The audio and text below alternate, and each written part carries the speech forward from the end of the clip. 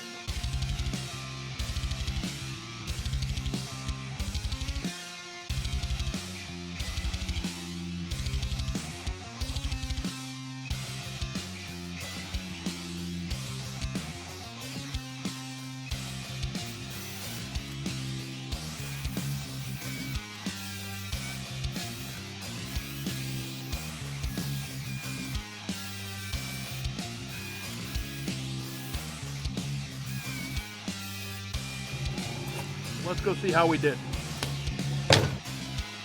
We got it in there. Just a little tweaking, but we were really close. I welded some tabs in so we can screw this down now. So that's what we're going to do now.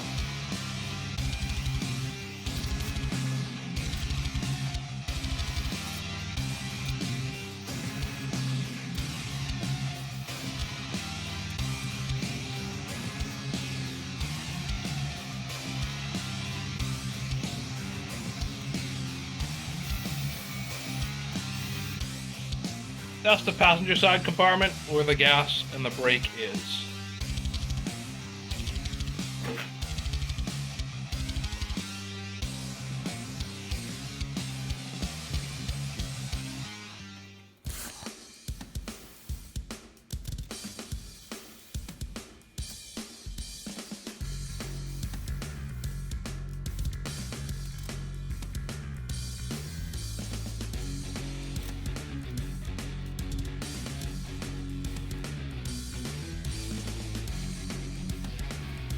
This last board needs to be tweaked just a little bit. So I think I'm going to soak it in hot water for an hour or so and see if I can maybe manipulate it. Yeah, that's what I wanted to do. To see if I can manipulate it into putting a little bit of a bend in it to close that gap. We'll see. So we'll give it a shot. Alright, that piece has been soaking for a couple hours now. We're going to see if we can get it in place and bend it, twist it, and warp it to what we need.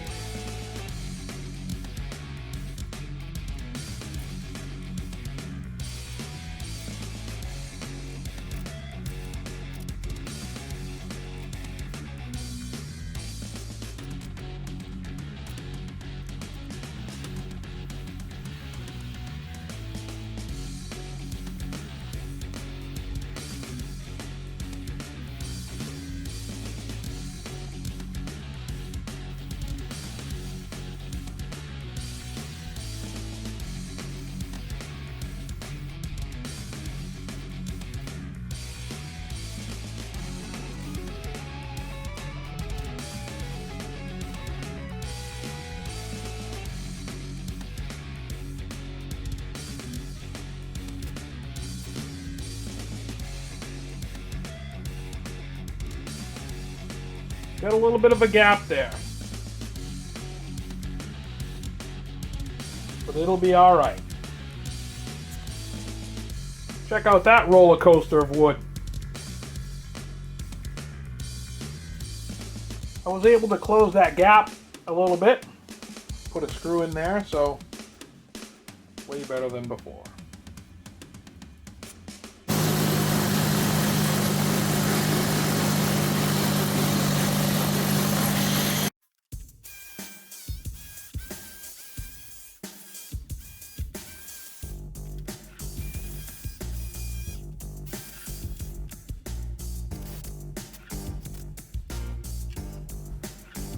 Alright, the floorboards on the passenger side. Had to do a cutout for the gas pedal, but hopefully this will keep us from getting splashed with too much water if we drive through puddles. This one was a pain in the butt. Hopefully the other side's a little easier. We'll see.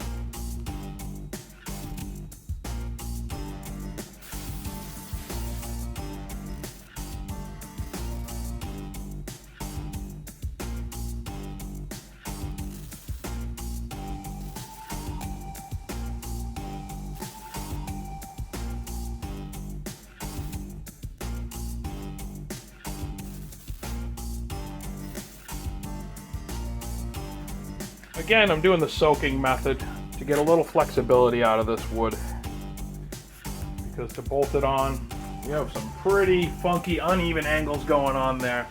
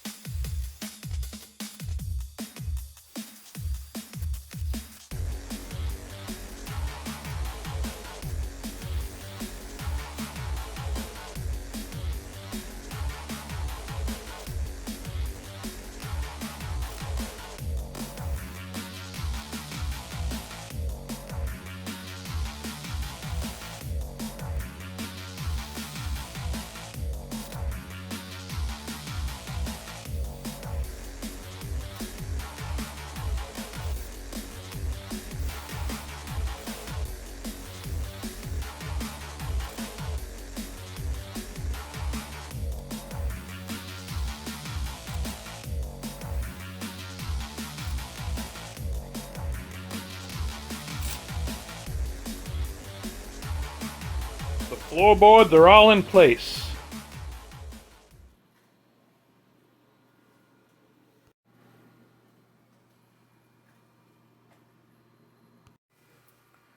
Got the parking brake knob all set up. Step on the brake and lift up. Holds it in place. And then to release it, you step on the brake again. The next order of business is the exhaust tips. I got this piece of 1.5 inch stainless. We're going to make some exhaust tips. I got the stainless all cut. Now I'm going to figure out what the length I need and what looks good. We're going to weld it up. Did some cutting and welding. Here they are. Let's put them on. The new exhaust tips are on.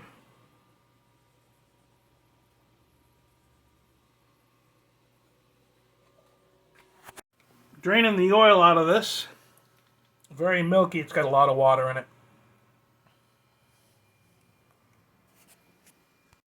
Alright, fresh oil change. There's fuel in the tank. Let's see if she'll fire up.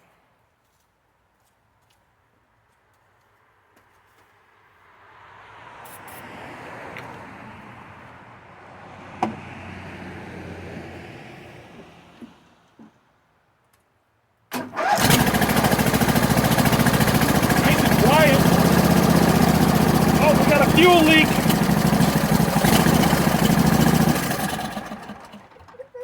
That fuel pump is peeing out gasoline, so we got to change that. But it ran pretty smooth and it ran nice and quiet. I got the fuel pump all swapped out. Took the old one off. 2 10mm bolts. Fuel line here, and a vacuum line there. It's pretty self-explanatory. Got that all done. Went and turned the key, and the starter gear broke directly in half. This is some kind of plastic that they use. You can order replacement gears, which I will probably do. But I was able to look through the archives, and I found this starter. And I think it'll bolt right up, and these gears actually look metal. So we're going to put that in and see how that goes. So Briggs & Stratton doesn't make it really easy to get these starters out. You can see one of the bolts in there, and then you can see the other one buried back there. So what you got to do is kind of turn the starter until the flat spot's there, so you can just barely sneak in. It's a T40 Torx, and I have one right here on the long end of this extension in a 1/4-inch socket. That way we gives it a little bit of a wibble. Yeah, gives it a little bit of a wiggle, I should say. And that's how we're going to get this out. This disconnect the battery before you do this, just in case. And then this is going to be a 7/16 nut. You're going to take that connection off, and we're going to remove those 2 bolts. And we're going to try and snake this out of here.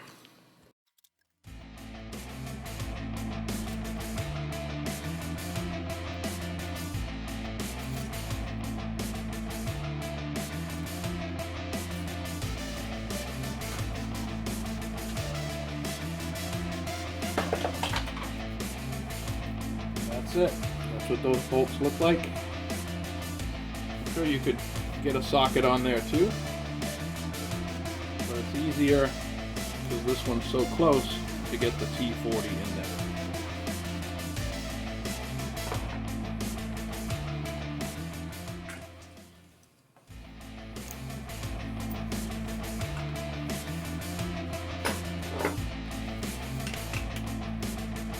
Alright, the bolt holes are the same on these. They look actually identical. Actually, the new one looks like it's in way better shape than this one anyway. So, give it a shot.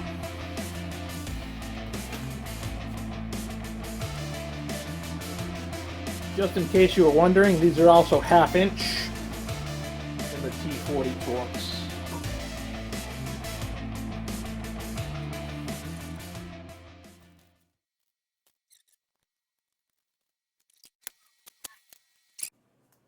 Okay, that's snug and that's in there. Before you connect back up the wire, you want to make sure that this nut is clean and free of any corrosion whatsoever, because you need a good, I don't know if you can see that, you need a good connection back there. I'll bring you in closer.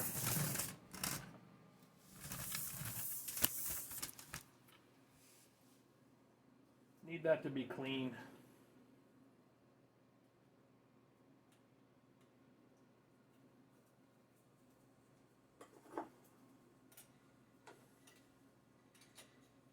Also make sure the nut doesn't have any corrosion on it, so you get a nice clean connection here.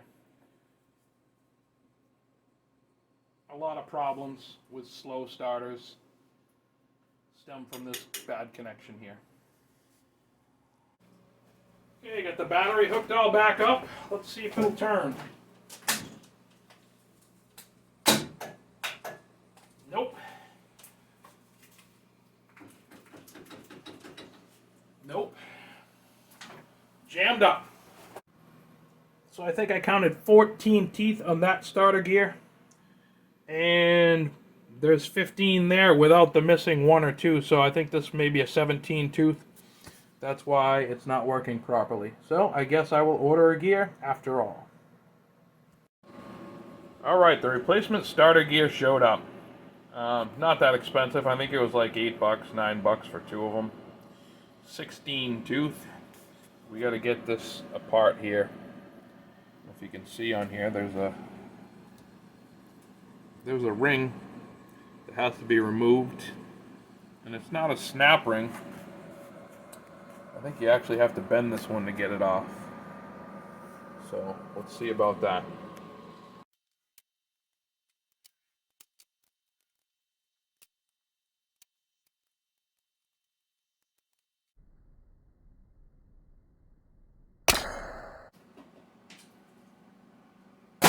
Perfect. That just went flying, and I have no idea where it landed.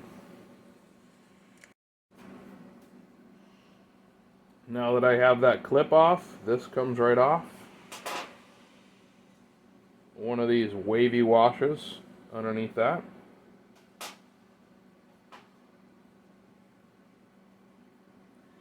And just the spring. The new gear should slide right on.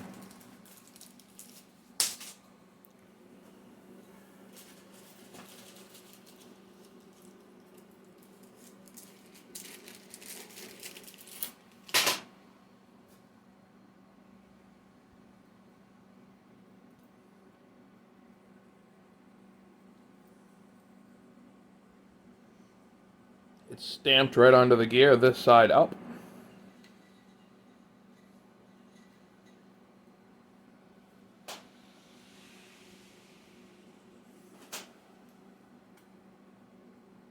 I'm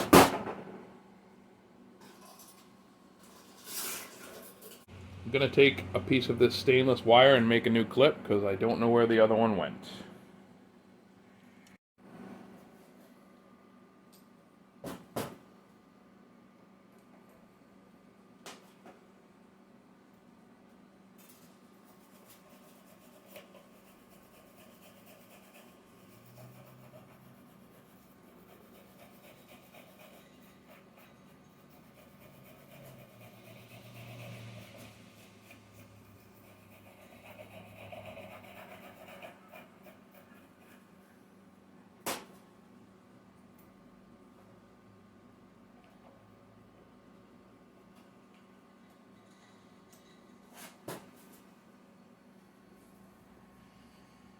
I made a new little ring. Just have to spread it open, get it over the top here, and clamp it back on.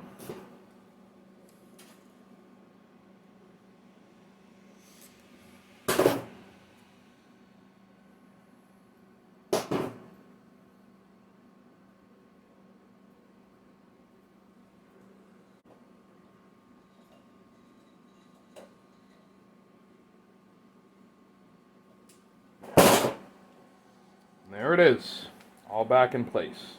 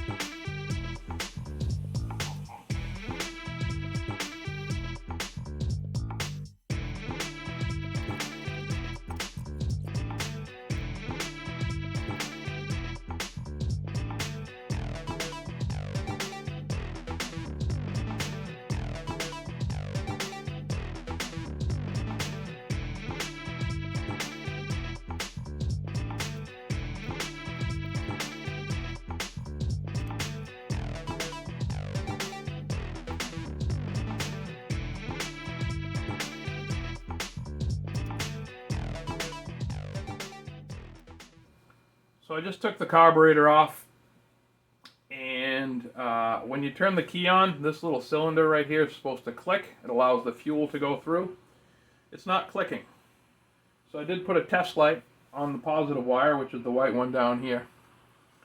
And when you turn the key on, it is getting power, so I know that it's wired correctly. We have a bad fuel shutoff solenoid.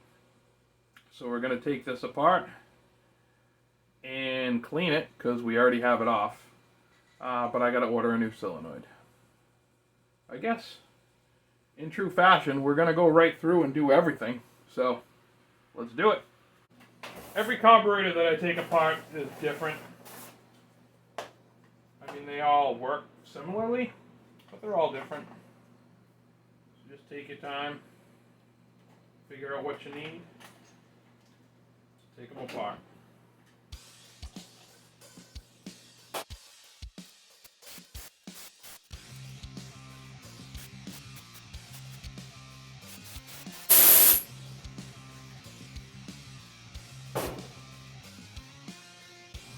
By the way, these little guys right here, 4mm.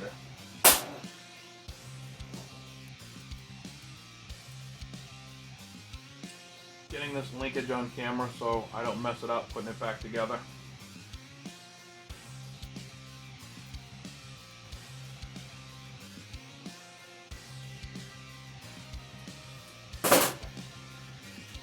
These bowl screws, right here, they almost always give me a hard time coming out. So,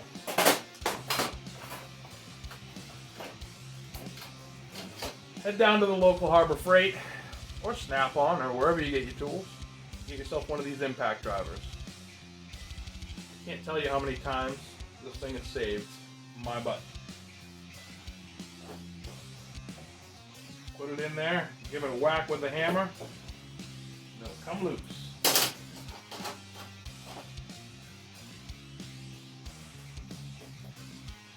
Hopefully, anyway.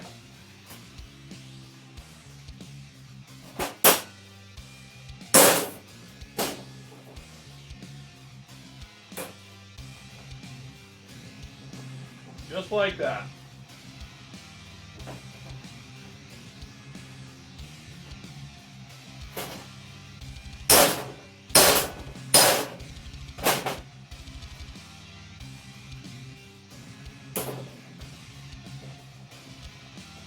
Because trust me, those were not coming out by hand.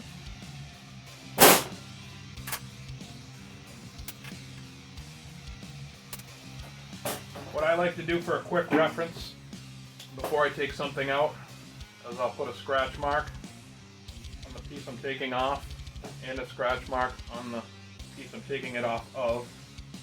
That way when I put it back together, I line up the scratch marks and I know that it's in the correct orientation. I mean, if you pay attention, you don't need these, but I like to put those on there just as an added precaution, just in case I forget.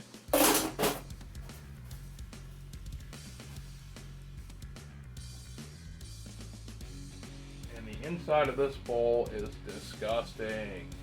Good thing I pulled this apart.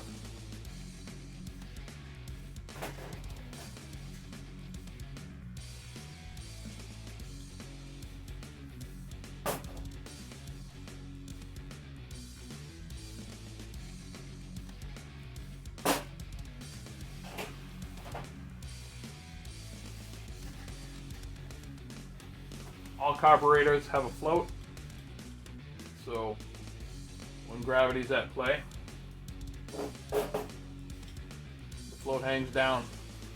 When the fuel comes in, it fills up that bowl, it shuts this, it closes it, which stops the fuel from coming in. A little needle valve, needle and seat in there. So when this is full, it stops the flow. And then when you use the gas, it drops back down and allows it to fill back up, and it repeats that process.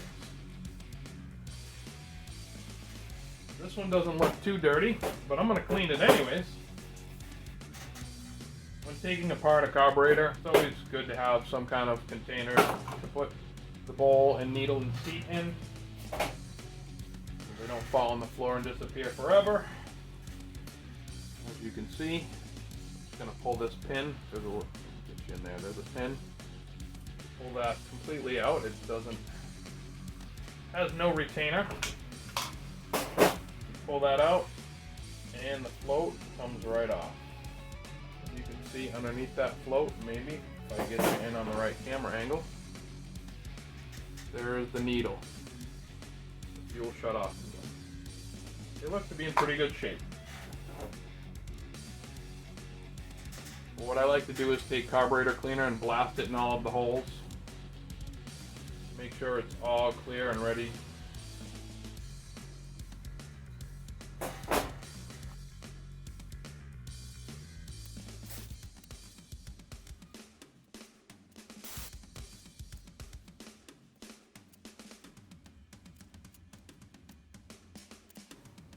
These gaskets are usually stuck.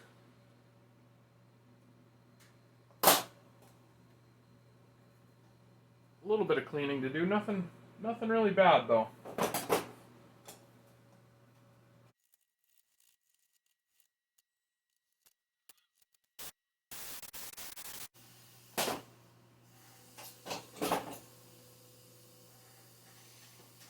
The rest of this carburetor is pretty clean. I have to see if I have another one of these gaskets. If I don't, I have gasket material and I'll make one real quick. We'll go see. And just as I suspected, I have probably one of every other gasket known to man, but I don't have one that fits that. So, we will make one. I got this gasket making material. I bought it so many years ago. I don't know how much it was or what thickness this is, but I know that I got it at a Napa. I have to get this old gasket off, hopefully without destroying it. That's the best way. I can essentially just trace that out onto the new material the way it is, but it's a little bit easier if I have the gasket off and in one piece, so we'll see how this goes. Got a flathead screwdriver and I'm just taking it easy, trying not to rip the material.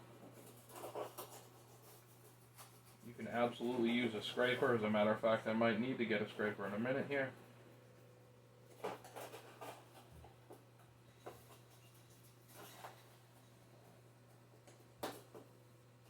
Nope, I was able to get it off. So I'm just going to trace that onto the new material and make a new one.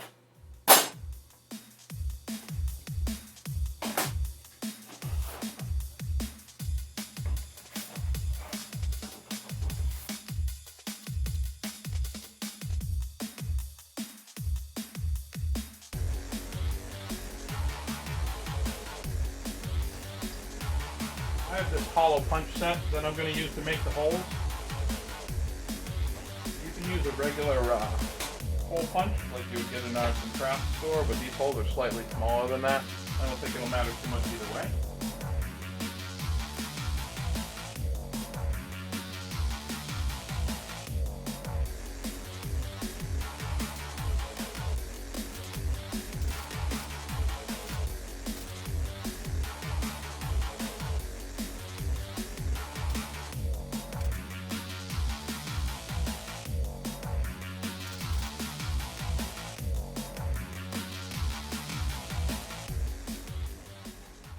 There's the old one, there's the new one.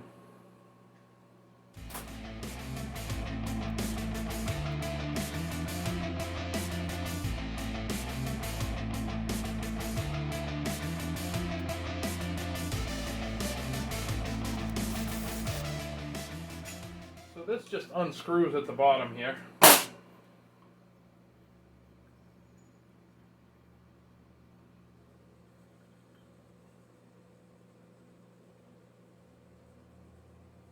That's all pretty dirty. Yep, this is the electric plunger. It's supposed to move up and down freely. I was just able to get it unstuck. So maybe we won't need a new one.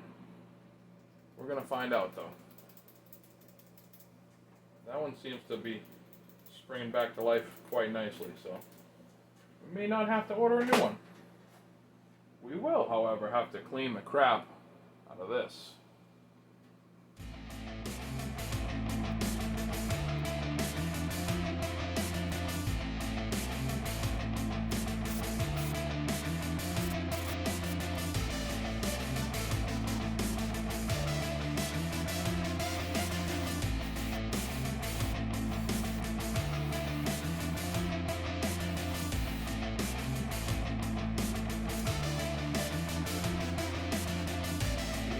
Steel wool, I like the 4.0, which is a fine, ultra fine. That'll help you get everything clean the way you need to. Get down in there.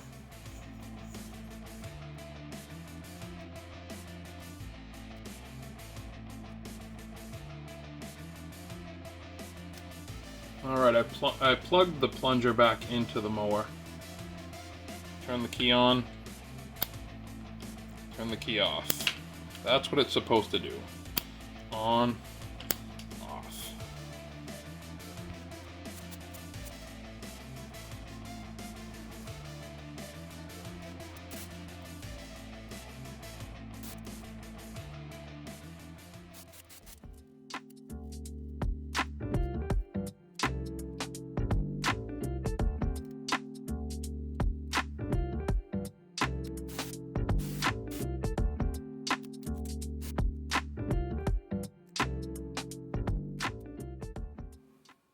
Alright, I got it all back together.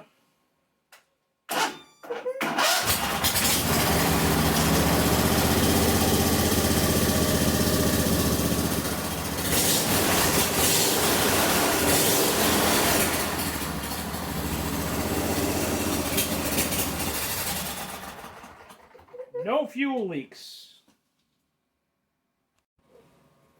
She had a little bit of a stutter, a little backfiring, so I'm gonna swap out these nasty plugs and put in some fresh ones.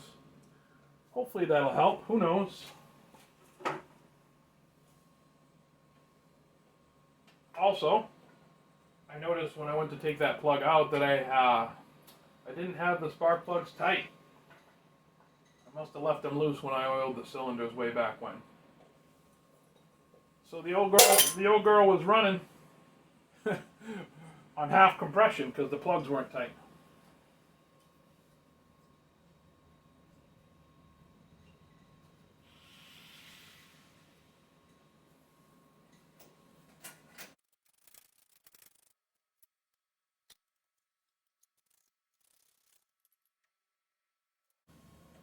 Yeah, they've seen better days.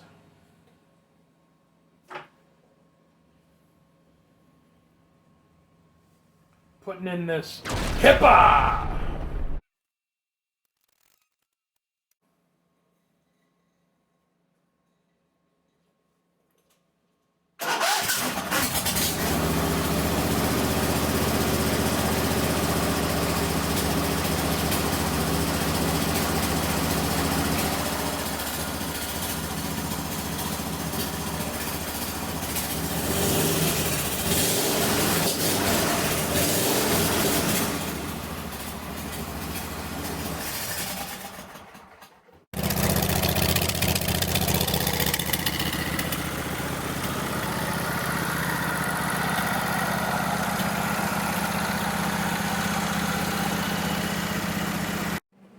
We had a little bit of a backfire yesterday when I was running the motor, so I'm gonna pull the valve covers off and adjust the valves on this. Hopefully that'll take care of that. There's plenty of videos out there on how to do this, so I'm not gonna walk you through the steps, but let's get going.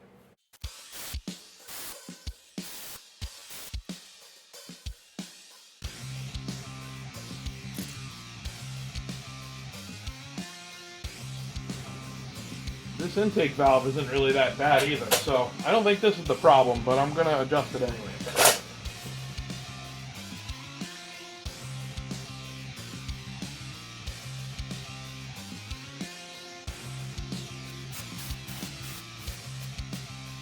So the misfire is definitely on the passenger side, which is why I just checked these valves, but I did happen to notice that plug end is very, very rusty, so we're going to clean that up. See if that helps. Yeah, that's pretty rough shape. It's pretty nasty in there. So maybe that's why we weren't getting a full ignition. You really can't tell too much, but it's way cleaner in there now. So, got a good tight connection. Hopefully that solves our problem.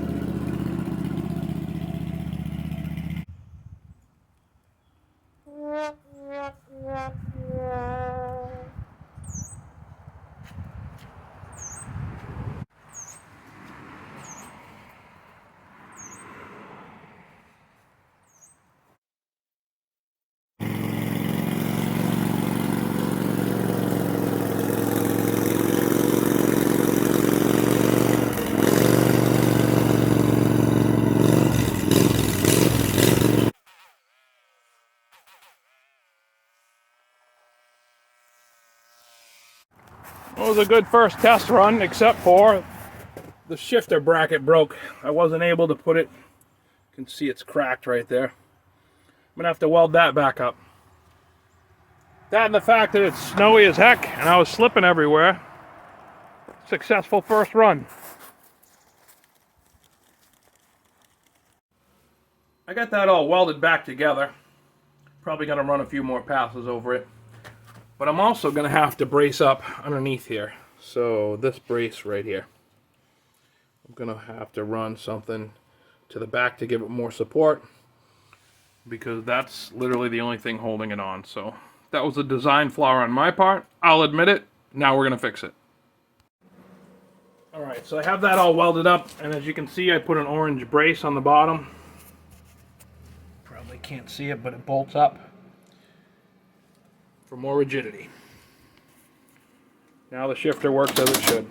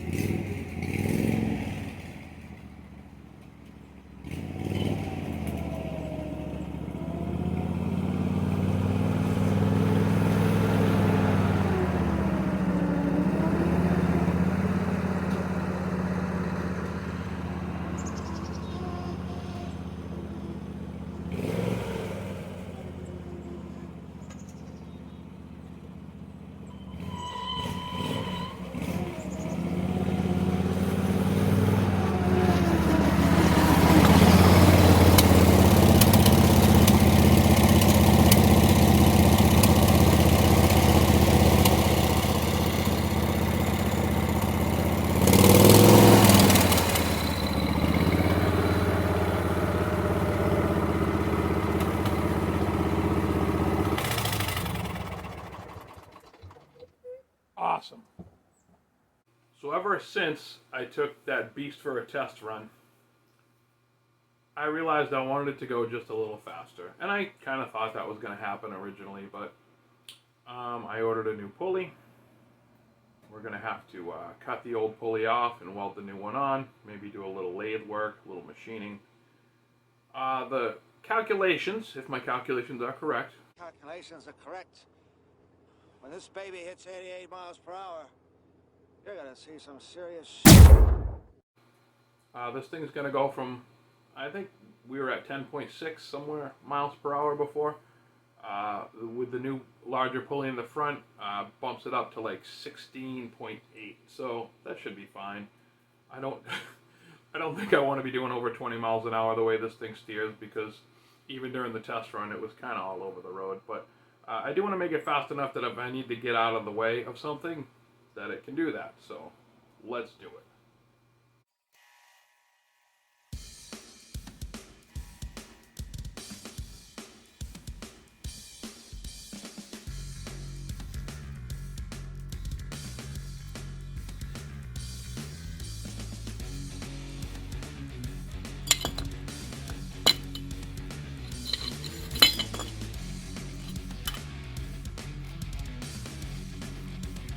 So the idea is to take this small pulley off and replace it with this larger pulley. We'll see how that goes. This doesn't look welded on. I don't know if it's pressed on, but we're going to have to dig a little deeper into that.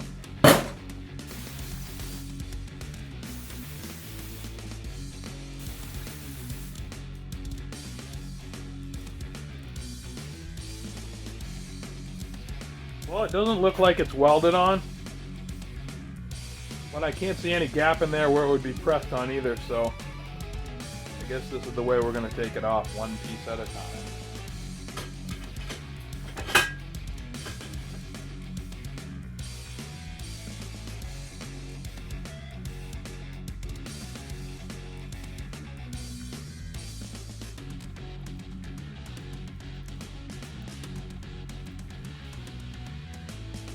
Alright, we got most of it off. I think I'm going to bring it over to the lathe and get the rest of it.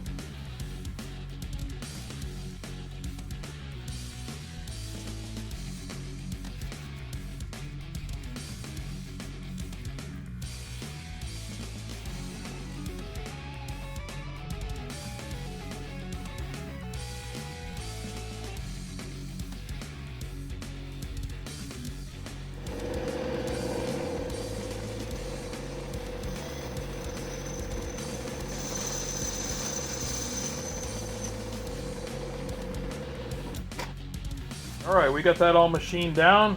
We got that all bored out. Let's see if it fits. That's it. A little welding, and our pulley is replaced. Nice.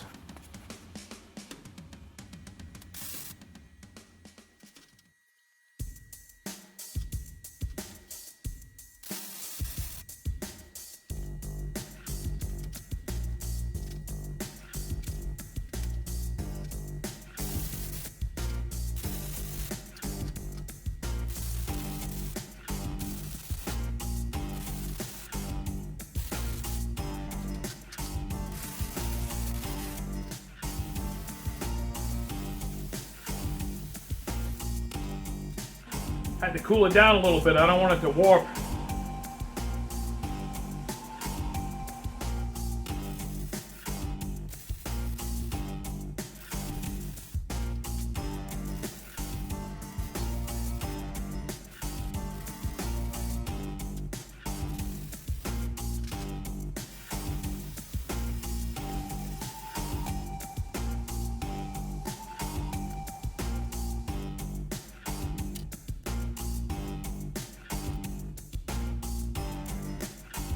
Alright, next order of business, we have to mount the choke. So we're going to mount it right up here underneath the steering wheel, or next to the steering wheel I should say. But as you can see, the choke cable is way too long right now. We have to get that taken care of. So I just made up this little bracket, gonna weld it on right there.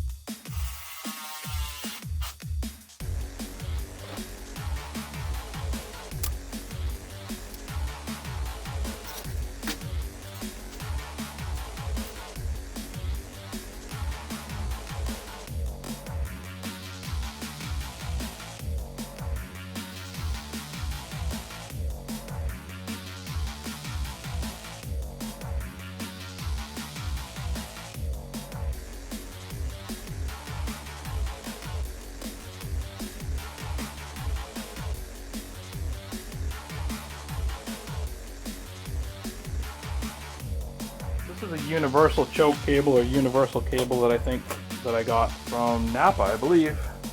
But it was on the shelf, so.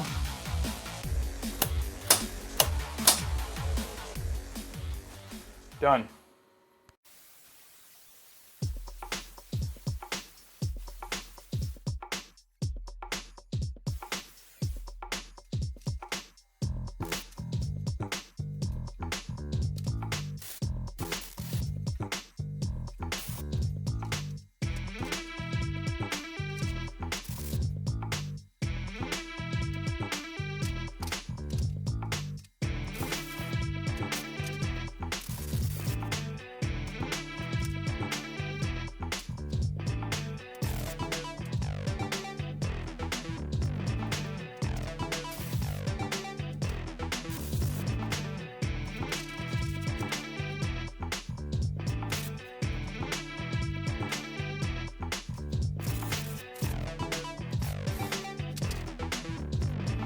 Since I plan on putting the mower deck back on this is the lever that engages the mower deck.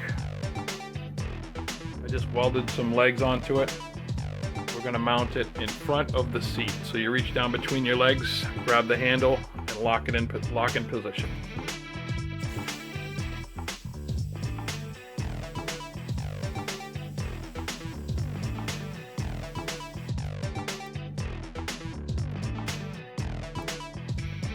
The lever to engage the blades, I'm going to put right there under the seat. I'm going to pull the seat back out and weld it in.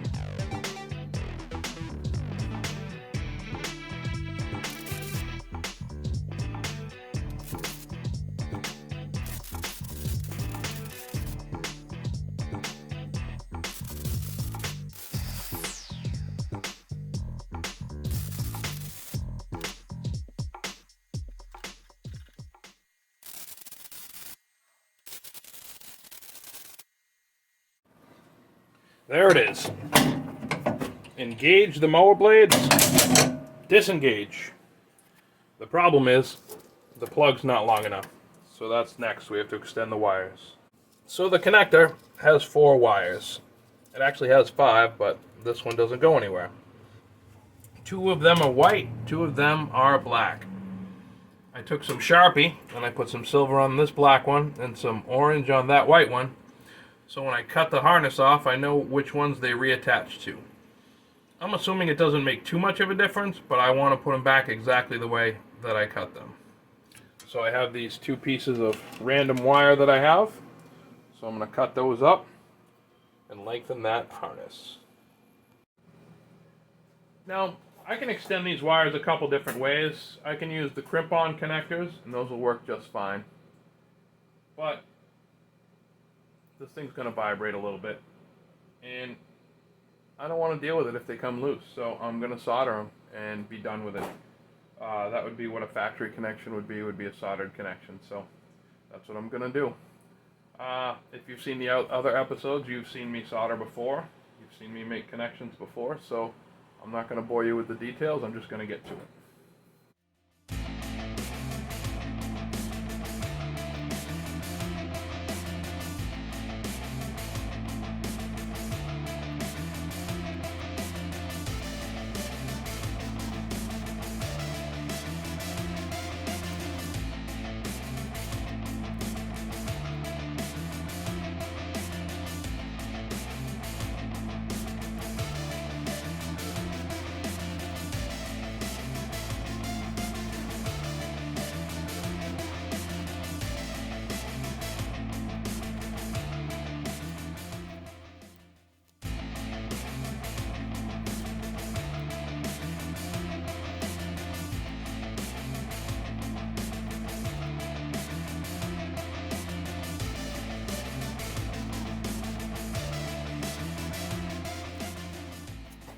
All lengthened, ran underneath, back up and around. It's good to go.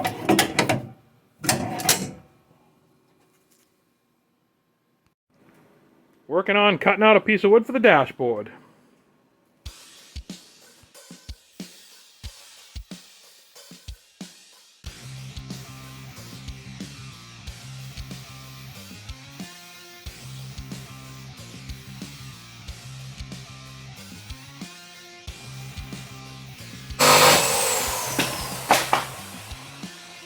Perfect.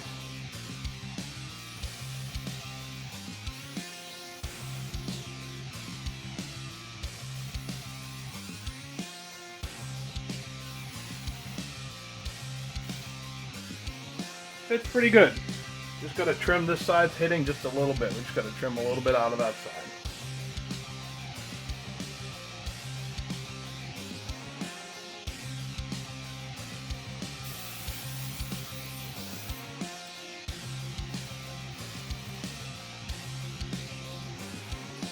Alright, I'm trying to map out where everything's going on the dashboard here.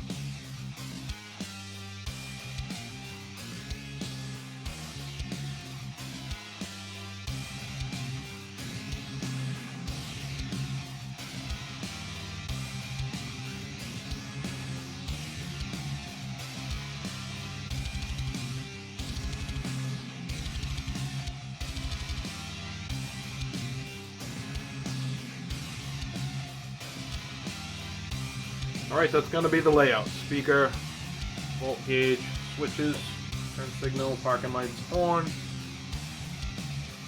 the radio, the tachometer, the key switch, and the other speaker.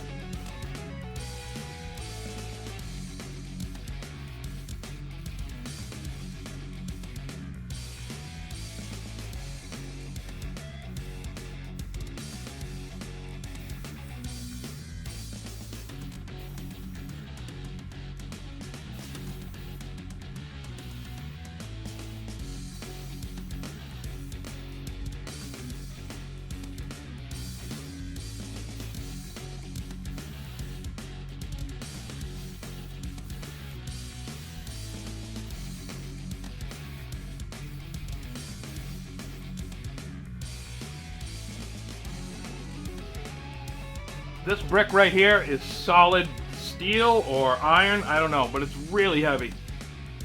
Found this out in my yard and it's come in useful a lot. So this thing holds it in place nicely.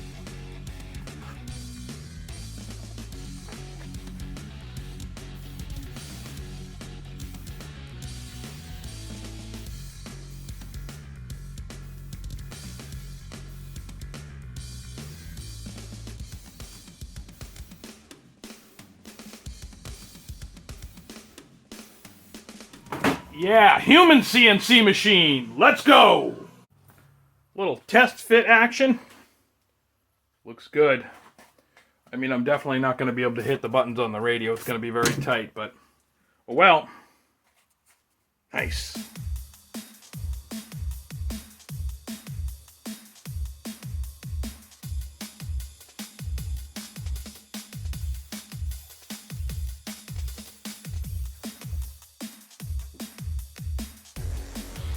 Just wanted to round that edge off a little bit.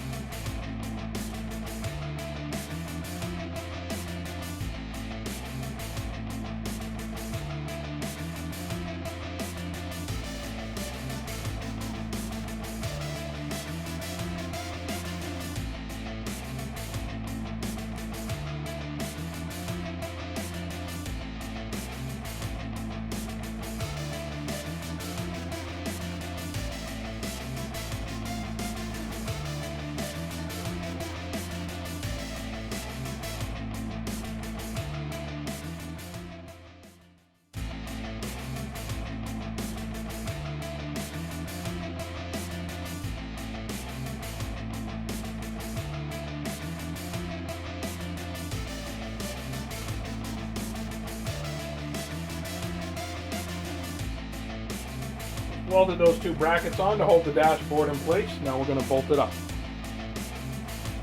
The dashboard is all installed. The sun's shining today, so we're going to take her for a run. I finally got the right size belt. We're going to see how she goes.